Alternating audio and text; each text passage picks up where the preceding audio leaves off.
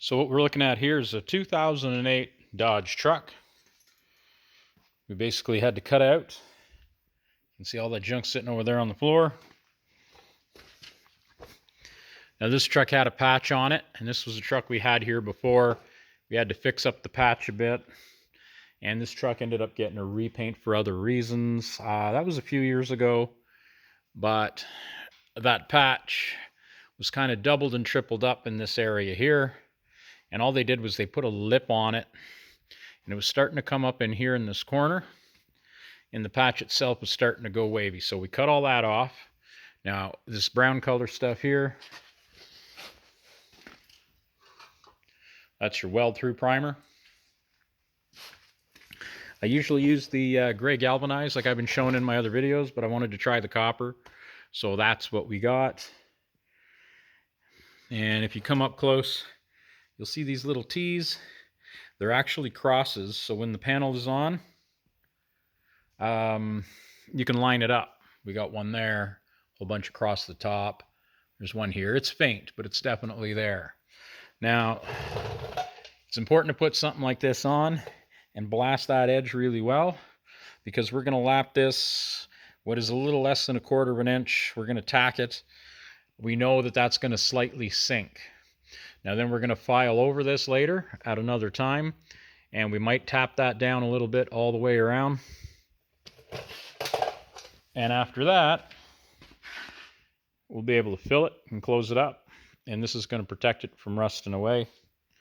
And there's our panel. Let me set the camera up in a different way so we can look at that.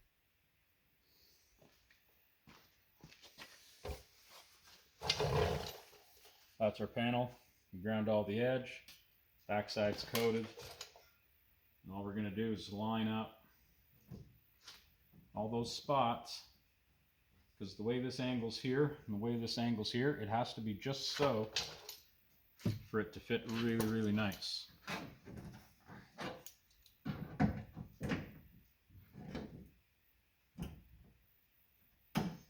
I had to be careful not to go up too high.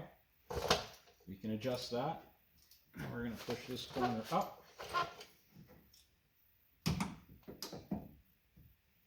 Actually, right there. We're going to clamp this later and push it in.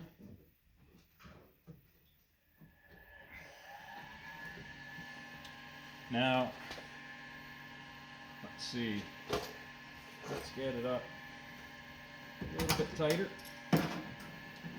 Or just ever so slightly off.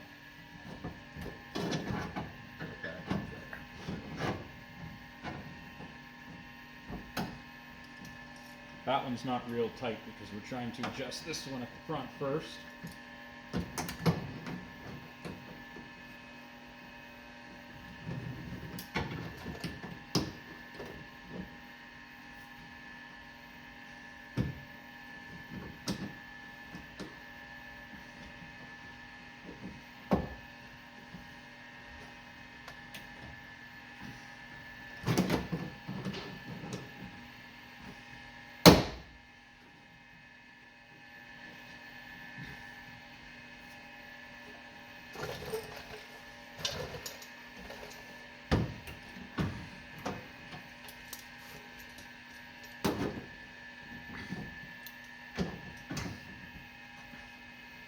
And that just kind of drew it up.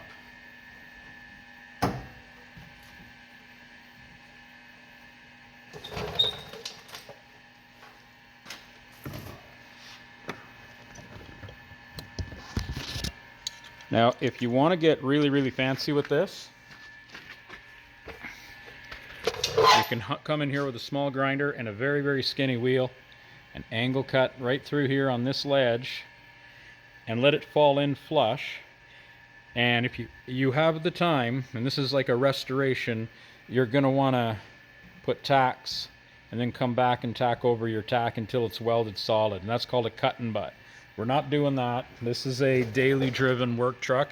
This is actually the guy's winter truck, and he's a contractor, so this thing eats all the stuff, while his really cool heavily optioned Ram Rebel is usually parked for 4 or 5 months of the winter. So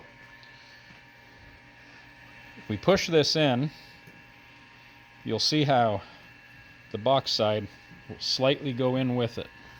Let's see if we can capture that.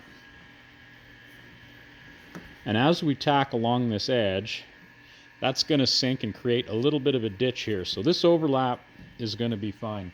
Now, a lap weld versus a butt weld. It's simple. Most of this vehicle has been assembled all over the place, pinched, and it's lap welded. So by doing this with new metal and good metal, this is likely going to outlast the rest of the truck. Now, if this was a restoration and this was a wheel arch on a Chevelle or something like that, we'd cut through here with the thinnest wheel we can, and we'd start tacking and we'd try to weld. Make sure if you're going to do that, you can look and see through the back, because you want to make sure you're a good enough welder that if you're doing a butt weld where you do a cut and butt, you want to make sure that weld is solid on both sides. Now, sometimes I've done floors that way, and you might get 99% of a panel right, and there'll be a couple inches somewhere where it looks good all the way around, but on the back, you almost got to go in and weld again. So on a floor patch, not a big deal, because you go underneath and then you weld it and grind it off, essentially using your weld as filler, but also to make it strong. But in this case, putting a bunch of tacks all across here, this is going to be plenty strong. It's a skin on a box. This is more than sufficient. So we'll weld that up and come back and do another video.